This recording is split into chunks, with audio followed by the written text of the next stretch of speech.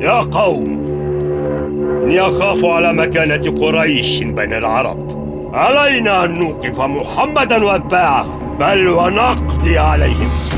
يا أبا سفيان، علينا أن نجهز جيشا كبيرا مع حلفائنا لغزو محمد وصحابته في عقر داره. أورثت الهزيمة النكراء التي ألحقها المسلمون بهم يوم بدر حقدا دفينا، كما أنها هزت مكانة قريش بين العرب، فقرروا على أنه لا يمحوه إلا الأخذ بالثأر والتصميم على المواجهة، فكانت غزوة أحد.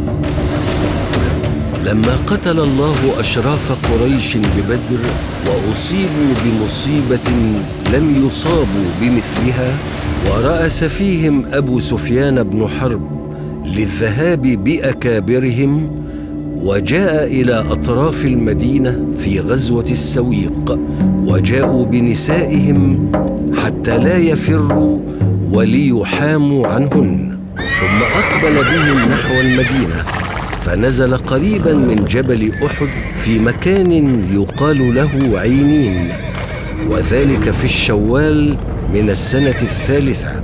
فلما تحرك هذا الجيش بعث العباس برسالة عاجلة للنبي صلى الله عليه وسلم ليخبره الخبر، فاستشار النبي أصحابه بين البقاء في المدينة أو الخروج إلى العدو، فأبى كثير من الناس إلا الخروج إلى العدو، وكان ممن أشار عليهم الخروج رجال لم يشهدوا بدرا، فلبس النبي لمة الحرب وتلاوموا بعد ذلك، فقال لهم رسول الله: إنه ليس لنبي إذا لبس لمته أن يضعها حتى يقاتل.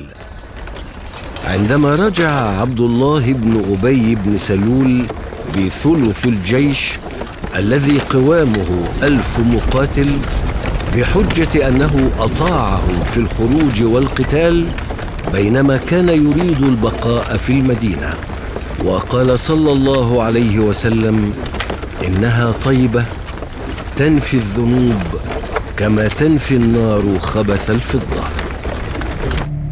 علينا أن نسيطر على المرتفعات، فهي خطة الرسول صلى الله عليه وسلم، فعلى الرماة التزام الجبل. وتم اختيار 50 من الرماة، وشدد الرسول الوصية عليهم بألا يبرحوا الجبل سواء في النصر أو الهزيمة، فقال لهم: وإن رأيتمونا يتخطفنا الطير لا تبرحوا أماكنكم. وأمر عليهم عبد الله بن جبير.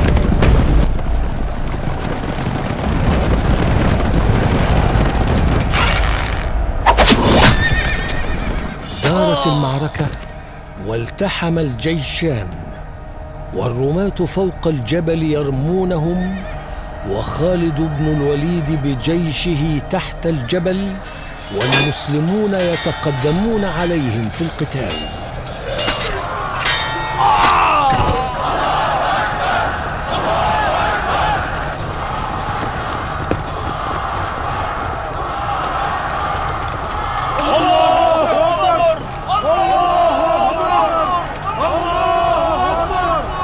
انظروا، لقد انتصرنا، والمشركون يفرون ويتركون خلفهم الغنائم والأسلام.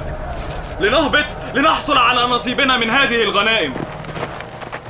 فلما رأى خالد بن الوليد بعد ذهابه نزول الرماة من أعلى الجبل، التف بجيشه مرة أخرى راجعا ليأخذ أماكن الرماة أعلى الجبل، فقتل من تبقى منهم بعد نزولهم وتقدم بجيشه.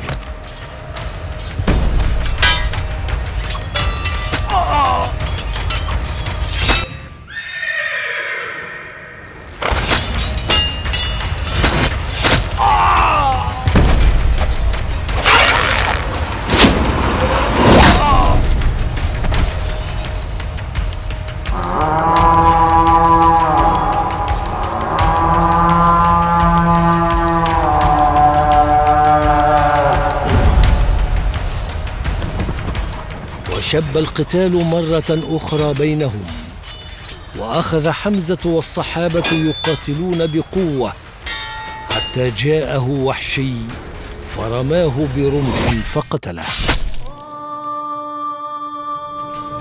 فانعكس فعل معصية الرماة على المعركة، فبعد أن كانت في صالح المؤمنين تحولت لتصبح لصالح المشركين. وفر جمع من المسلمين إلى المدينة بعد سماعهم إشاعة مقتل النبي صلى الله عليه وسلم، وكان الفارون لا يلوون على أحد بالرغم من دعوة الرسول صلى الله عليه وسلم بالثبات معه. ولم يبق مع النبي إلا 12 رجلا من الصحابة، منهم أنس بن النضر. أشهد أن لا إله إلا الله. يا إلهي، لقد أصيب النبي صلى الله عليه وسلم، شج وجه رسول الله، وكسرت رباعيته، وجرحت وجنتاه، وشفته السفلى من باطنها. وكان النبي صلى الله عليه وسلم يمسح الدماء عن وجهه الشريف ويقول: كيف يفلح قوم شجوا وجه نبيهم وهو يدعوهم إلى الله؟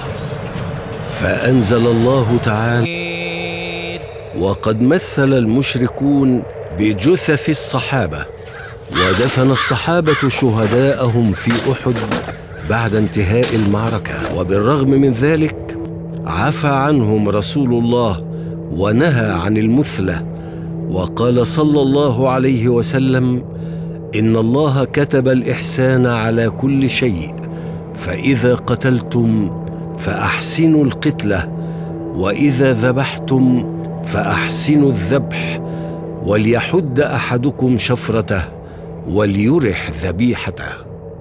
ويبدو أنه قد حدث في هذا الشهر حادثة غدر أخرى، وهي حادثة بئر معونة.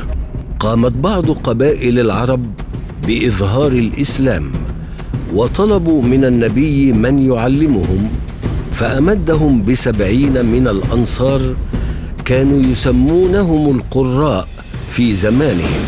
نحن ذاهبون إلى وادي الرجيع لنعلم الناس القرآن. في أمان الله أيها القراء.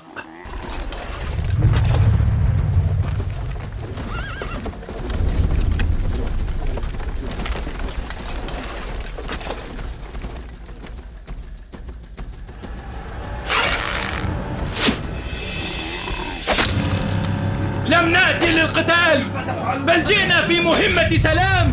أبيدوهم عن آخرهم، لا تتركوا أحدا منهم حيا. فقتلوهم وغدروا بهم، فبلغ ذلك النبي صلى الله عليه وسلم، فقنط شهرا وأخذ يدعو عليهم شهرا كاملا.